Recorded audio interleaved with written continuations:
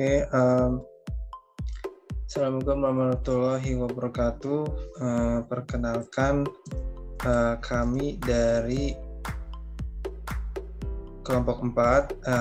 Kami di sini ingin mempresentasikan hasil diskusi kami mengenai dasar-dasar perencanaan dan manajemen strategi.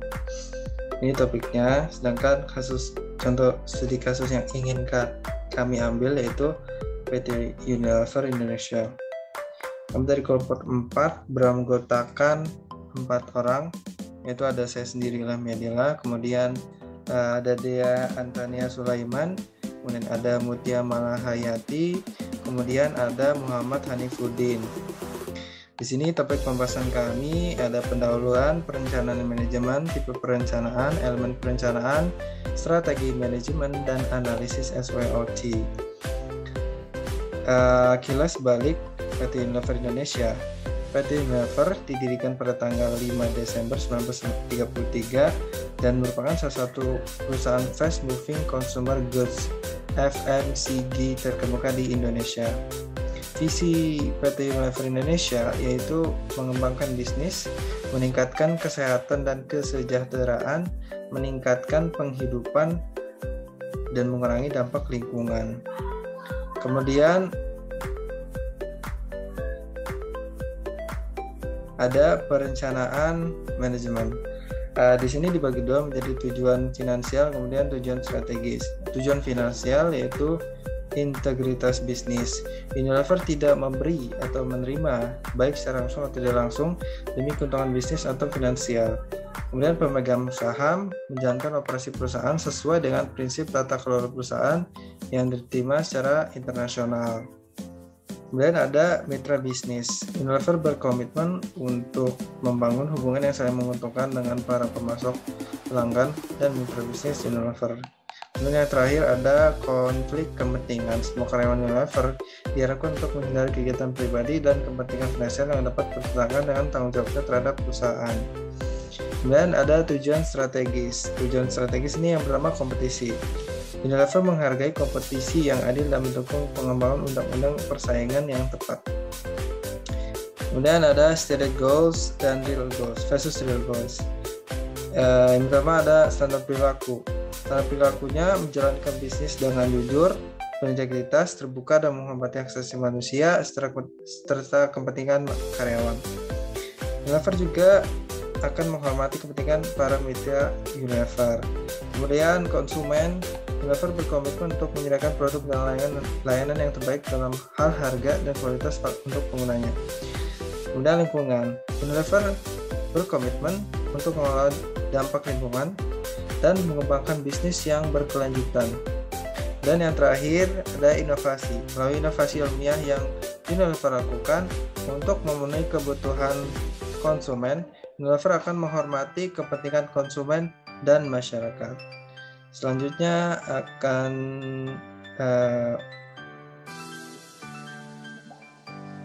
dibacakan oleh Saudara Hanif.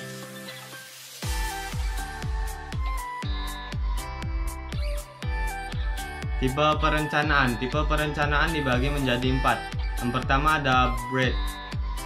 BREAD merupakan Unilever lebih berorientasi pada perencanaan operasional. Hal ini terlihat dari tujuannya yaitu untuk mengelola dampak lingkungan dan mengembangkan bisnis yang berkelanjutan, serta berinovasi untuk memenuhi kebutuhan konsumennya. Yang kedua ada time frame.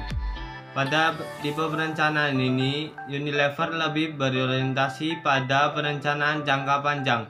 Unilever berkomitmen untuk mengurangi dampak lingkungan yang ditimbulkan dari bisnisnya, serta terus berusaha mencapai tujuan jangka panjang untuk menciptakan bisnis yang berkelanjutan. Yang ketiga ada specify. Dalam merencanakan bisnisnya, Unilever lebih berorientasi pada perencanaan direksional. Unilever percaya bahwa pertumbuhan menguntungkan juga harus berupa pertumbuhan yang bertanggung jawab. Hal ini menjadi dasar pendekatan Unilever terhadap cara melakukan bisnis dan cara memenuhi permintaan konsumen yang semakin meningkat untuk merek yang secara bertanggung jawab dalam dunia sumber daya yang terbatas. Yang keempat ada frequency of ask. Untuk frequency of ask, Unilever menerapkan perencanaannya single ask karena setiap produknya memiliki fungsi yang beragam. Elemen perencanaan. Yang pertama ada bekerja sama dengan integritas. Melakukan bisnis dengan berpegang kepada integritas dan rasa hormat terhadap semua orang, organisasi, dan lingkungan yang terlibat dengan bisnis kami. Yang kedua ada memiliki dampak positif. Memberikan manfaat positif bagi masyarakat baik melalui brand dan kegiatan. Yang ketiga ada komitmen yang berkelanjutan. Berkomitmen untuk mengurangi dampak lingkungan yang ditimbulkan dan terus berusaha mencapai tujuan jangka panjang untuk mencapai bisnis yang berkelanjutan. Yang keempat ada menetapkan aspirasi. Memberikan aspirasi kepada masyarakat pada saat menjalankan bisnis yang sejalan dengan kode etik prinsip bisnis yang mengatur standar operasional yang harus dipatuhi oleh semua orang di Unilever. Kode etik ini juga mendukung metode pendekatan terhadap tata kelola dan tanggung jawab perusahaan. Manajemen strategi dibagi menjadi 3, yaitu promosi, produk, dan harga. Pada promosi, Unilever Indonesia memiliki 9 pabrik yang bertempat di area industri Jabodeka Cikarang, Rungkut, Surabaya, dan kantor pusat di Tangerang. Produk-produk yang dihasilkan dari 9 pabrik tersebut telah mendapatkan sertifikat dari Majelis Ulama Indonesia atau MUI. Unilever memiliki 1000 Stock Keeping Unit atau SKU yang dipasarkan melalui lebih dari 800 jaringan distributor yang menjangkau ratusan ribu toko di seluruh Indonesia. Unilever juga menggunakan berbagai platform yang ada untuk memperluas media promosinya. Hal ini sangat efektif karena mempengaruhi belanja pada semua tahap proses pengambilan keputusan melalui semua saluran. Yang kedua, produk. Lebih dari 400 produk yang Unilever telah buat memiliki tempat tersendiri dalam kehidupan masyarakat yang ada di seluruh dunia, termasuk Indonesia. Produk-produknya meliputi produk rumah tangga seperti Dove, Axe, Lipton, Knorr, Hellmann's, hingga brand yang dirancang untuk memenuhi kebutuhan khusus konsumen lokal seperti Pure Eat dan Swift. Yang ketiga yaitu harga. Unilever sangat menjaga harga agar tetap rendah dan sesuai dengan masing-masing masyarakat, dengan menggunakan sistem pengisian persediaan yang sama seperti yang digunakan Walmart sehingga harga tetap murah. Analisis SWOT. Yang pertama yaitu strength. 1. Strategi promosi produk PT Unilever yang efektif dengan menampilkan model-model yang tipikal muda, berkulit putih, berambut panjang, sehingga memacu konsumen lebih spesifik perempuan untuk membeli produk tersebut agar dapat mengalami sendiri hasil yang diterima si model dalam iklan tersebut. Yang kedua, PT Unilever gencar di misi sosial sehingga kedekatan dengan konsumen dapat terus terjaga. Hal ini terlihat dari pembelanjaan iklan dan promosi yang telah mendorong pertumbuhan penjualan di tengah pasar yang kompetitif. PT Unilever Indonesia sebagai salah satu perusahaan dengan belanja iklan terbesar menurut majalah marketing. Yang ketiga, pimpinan pasar konsumer goods di Indonesia. Yang keempat, memiliki tim yang terdiri dari orang-orang berdedikasi, terampil, dan termotivasi di segenap jajaran. Yang kelima, perencanaan baik dan kerjasama erat dengan para pemasok, konsumen, dan distributor untuk menghantarkan produk-produk dari pabrik ke tempat-tempat penjualan. Yang keenam, PT Unilever sudah memiliki jaringan distribusi sendiri, sehingga distribusi produknya hingga ke daerah-daerah dapat terlayani. Yang ketujuh, PT Unilever mempunyai moto Operational Excellence with no compromise on quality. Unilever dalam menjalankan operasinya dijalankan dengan baik tanpa mengabaikan kualitas produk. Analisis weakness PT Unilever Indonesia. Yang pertama, PT Unilever memiliki struktur matriks yang terdapat beberapa tantangan yang mesti dihadapi perusahaan, yaitu pertama, sulitnya koordinasi kegiatan antar departemen yang mempunyai agenda dan jadwal sendiri-sendiri. Kedua, komunikasi pada karyawan yang bisa menerima pesan yang berbeda-beda. Dan ketiga, resolusi konflik antara inisiatif dari dukungan departemen. Selanjutnya yang kedua, rendahnya respon pasar terhadap produk-produk tertentu. Yang ketiga, jumlah karyawan yang tambun. Keempat, birokrasi yang panjang karena kebijakan sentralisasi yang menyebabkan Unilever Indonesia tidak bisa begitu saja memutuskan sesuatu. Yang kelima, lambatnya konsolidasi intern dalam pengambilan keputusan. Selanjutnya, yang keenam, tidak jelasnya sertifikat halal untuk produk tertentu. 7. Mayoritas produk Unilever memiliki entry barrier rendah. 8. Growth omset penjualan di bawah rata-rata industri. Analisis kesempatan PT Unilever Indonesia.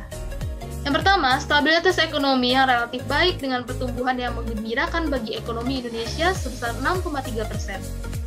Yang kedua, pertumbuhan ekonomi yang kuat di wilayah pulau-pulau seperti Sumatera, Kalimantan, Sulawesi, dan Papua. Yang ketiga, tingginya kepuasan konsumen terlihat dari predikat Prima Indeks Kepuasan Konsumen. Yang keempat, banyaknya pemain nasional yang belum memiliki cara produksi kosmetik yang baik. Yang kelima, luasnya potensial market sekitar 250 juta, tepatnya 122.527.186 laki-laki, yaitu sebanyak 49,9%, dan 122.922.553, yaitu sebesar 50,1% perempuan.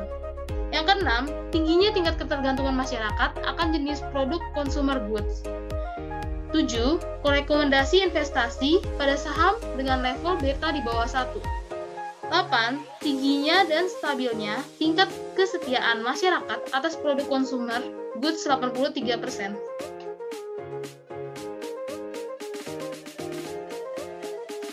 Analisis ancaman PT Unilever. Yang pertama, adanya kenaikan biaya bahan baku dan bahan kemasan seperti minyak kelapa sawit, gula kelapa, dan bahan berbahan dasar petroleum yang disebabkan oleh kenaikan harga minyak, bahan kimia, dan komoditas lainnya. Yang kedua, tidak stabilnya nilai tukar rupiah terhadap mata uang asing. Yang ketiga, melemahnya daya beli konsumen. Yang keempat, maraknya pemalsuan dan penyelundupan produk dari Cina. Yang kelima, rendahnya infrastruktur yang memadai berupa jalan yang menyebabkan tingginya biaya pemasaran produk. Yang keenam, adanya penghapusan subsidi BBM bagi industri. Yang ketujuh, tidak konsistennya pasokan gas dari Pertamina. Yang kedelapan, adanya tren perubahan gaya hidup masyarakat dari produk tradisional nasional menjadi produk luar negeri. Yang kesembilan, adanya campaign against Unilever, Greenpeace akibat pengunduran hutan yang membahayakan komunitas orang hutan. Yang ke-10, adanya pemboikotan produk Sionisme termasuk Unilever. Yang ke-11, produk pesaing dengan harga lebih rendah